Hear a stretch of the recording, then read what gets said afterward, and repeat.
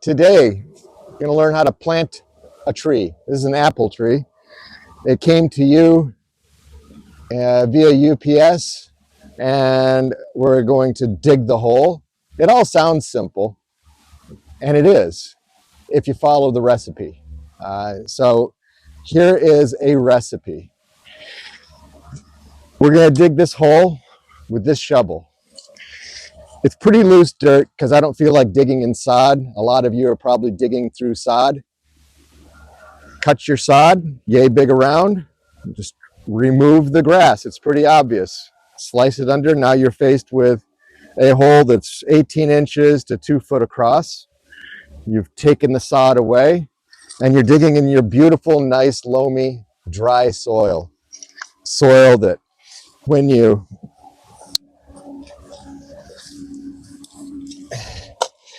dig, it's so easy. It's amazingly easy to dig this hole.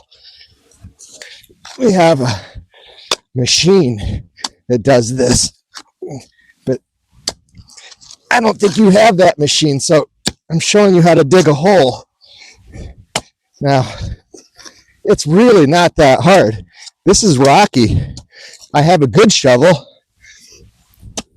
Smaller is better in shovel world.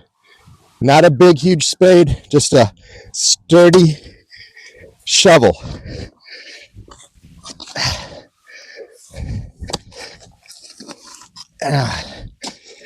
You can go too small, and you can waste your time with too big. You can have a plum tree that comes from us. It's got a huge root system.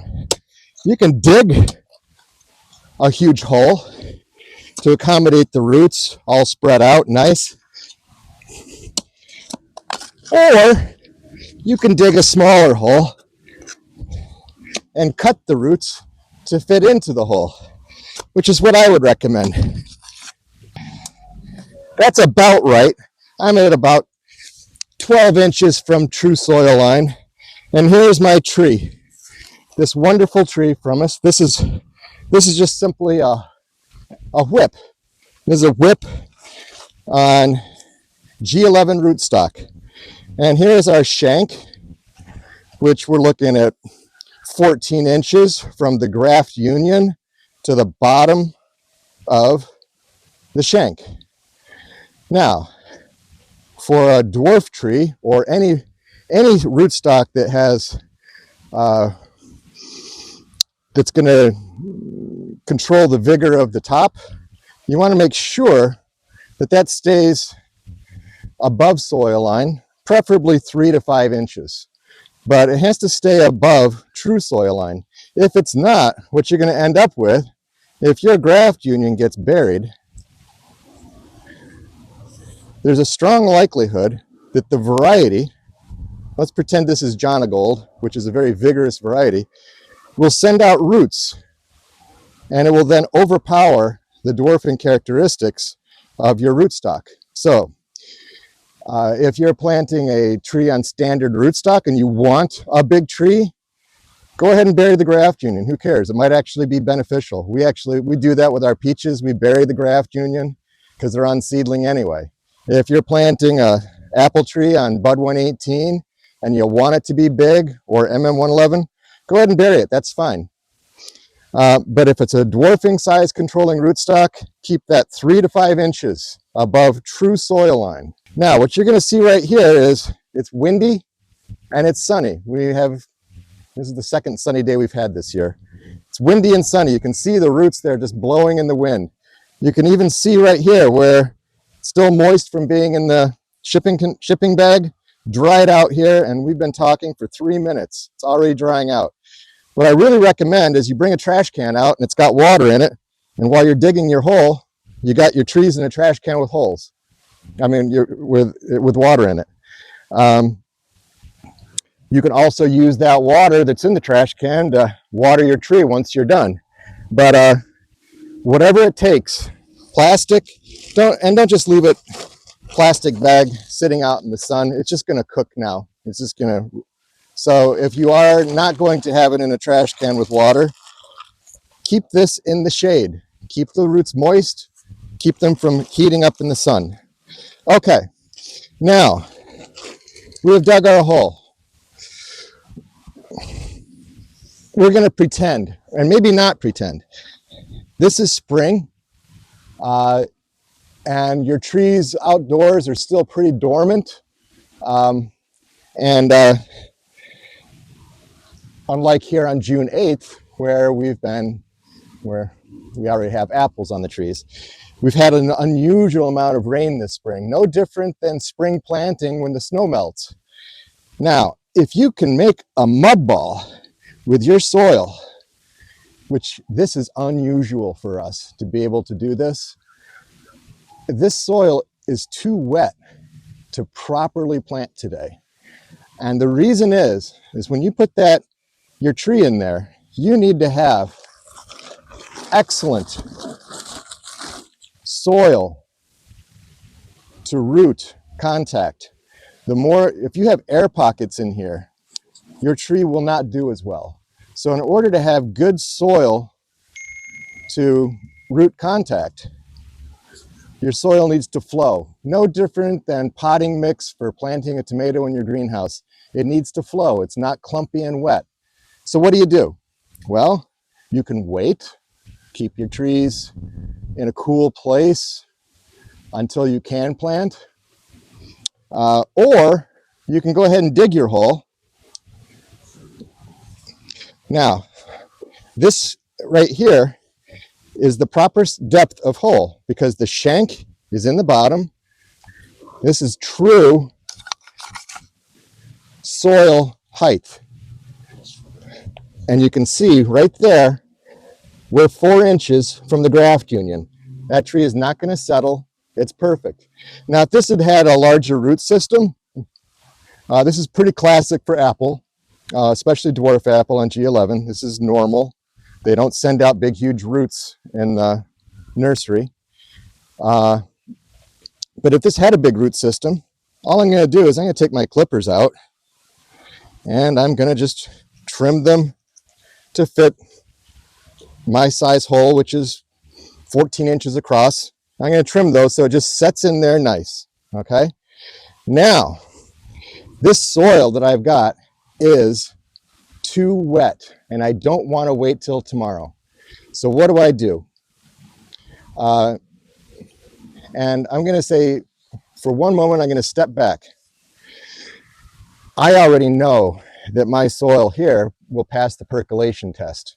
If I put a gallon of water into this, even though it's wet and we've had rain, if I come back an hour later on this soil, it will have drained out. You need to do a percolation test for your orchard, ideally before you ever even got the trees in the mail, so you know where to plant. Vitally important for stone fruit, especially peaches, that you're on a soil that will pass a percolation test. Just Google the percolation test and follow that. So back to where we are now. Even on our good soil, it's really too wet to properly plant this tree. So what I've got here is potting soil. This is a compost mix that we've got, and you can see how it just flows. This is what your soil is supposed to do. It's damp, but it crumbles. So to bypass having to wait and use clumpy soil, I am going to use this. Okay? Don't be shy about this part of it. Get in there and press it down. Press hard with your feet. Get it stomped in. Okay? Now, generally I like to see the rootstock straight. If your tree is crooked, your tree can be like this. Doesn't matter. Go ahead and keep your rootstock straight. It'll make your life happier in the long run. You can bend this tree all different directions.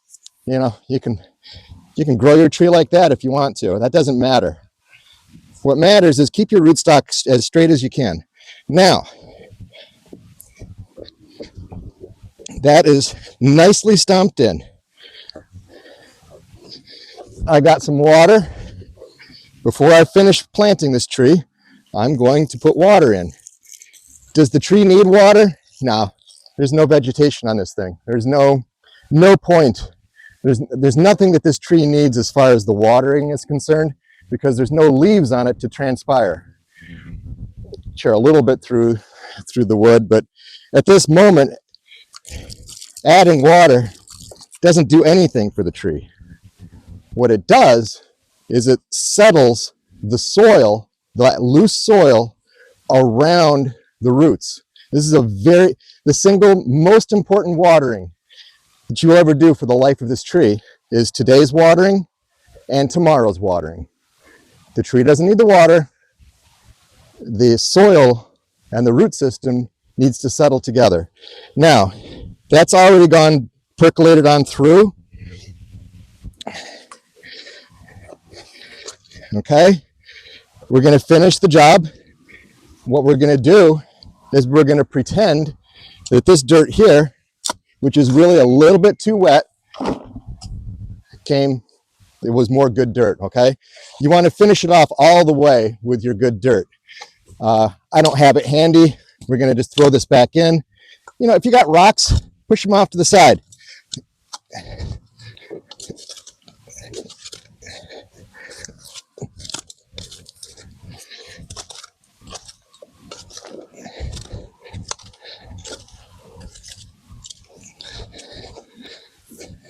You see what I'm doing here? I am pushing that dirt in. I'm not tapping it like that, being gentle.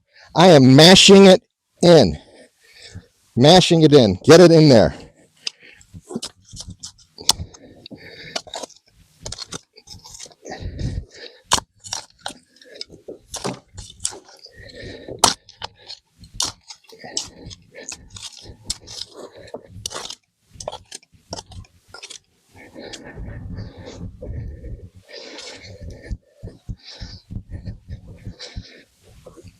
Okay, well stomped.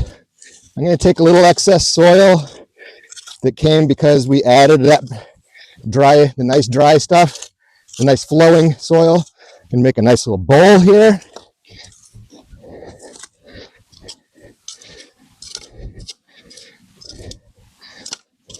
At no time did you ever let your tree dry out. At no time did that tree ever dry out in the sun or the wind. Okay, let's do this again. Once again, settling in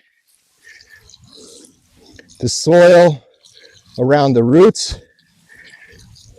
Rain does not count. That was an equivalent of a 3 or 4 inch rain just then. Rain does not count. Oh, my trees got rained in. Nope.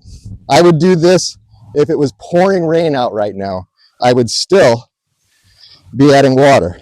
Okay, that is a well-planted tree in conditions that were really too muddy. Okay, too muddy. We added soil that could flow. Are we done? Oh, no, we're not done. Here's the part that's painful. You paid for the whole tree. This is just a whip. Sometimes they've got branches. Sometimes it's a plum or peach tree, and it's this big around. It's huge. We had to cut it to get it into the box. That thing was 8 feet tall in the nursery. Well, the first thing you're going to do on this apple whip is you're going to come up 40 inches, snip it. That's all you got. $40. Wow, that's it. Nothing. Now, what's going to happen, wherever you make a cut in dormant wood, somewhere below that cut, new shoots will come out, typically at the top. Normally what happens here is you're going to get these 3 or 4 buds up here will start to grow. You usually will get some down lower as well. So we're done at the moment for planting this. Now, I'm not going to dig another hole. We're going to switch and we're going to say, well, this is a plum tree or a peach tree.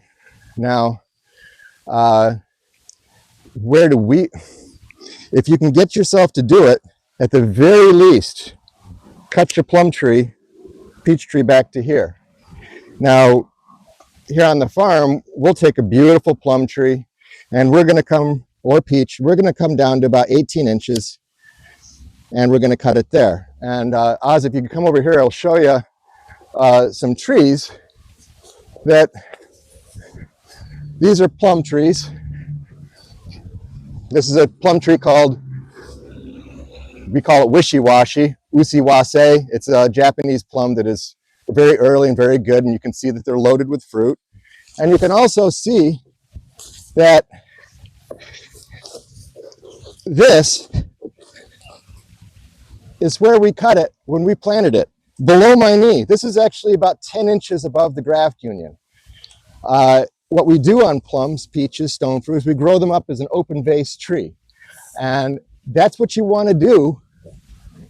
That is the preferred method for most growers, to have a tree then that looks like this. These are pretty easily maintained at about 8 to 10 foot tall. And these are 17-year-old plum trees. Questions? No, that's a joke. This is the whole point of this, is to not get questions. Okay, plant your tree. Go ahead. Okay, the tree is planted. The tree's been topped. This is an apple, so it's up a little higher. And the number one killer of orchards are mice, just little rodents, voles, mice, rabbits, but especially mice. And inevitably weeds will grow around your tree, and that's a perfect home for mice. And in the spring, your tree is sickly looking. It'll leaf out some, but when you get down there and look, you will see that the base of the tree was girdled by a mouse, or it's halfway. Halfway, if you caught it early, you could put some wound goo on there, that black goo, wound paint, wound goo, tar. But if you didn't catch it, it's a goner. Get rid of it. But better yet, don't let it happen. So we sell these rodent guards. I like them because they're simple, they are cheap, and also because they let light through. And letting light through is an important part. You don't want to, if this is dark in here, you can get burnouts, you can get rooting starting to happen. Boars love it down there. So we use these also on our website under Grow Trees, and under Learn Trees, Grow Trees, rodent control. You'll see how to make your own out of hardware cloth. We use these. They're simple. We put them down there. It's just close it up. You're going to see these holes. You can use a thin fiberglass stake to put through the holes to keep it together, or do what we do. We take a stapler and we just do a couple staples here. It works fine. Then we come back through and pile up a little dirt there, or dig it in a little bit just to make it a little more difficult for the mice to go under. That tree is now protected pretty much for life. These things don't photodegrade. Highly recommended, unless you want to just keep buying trees and replanting them.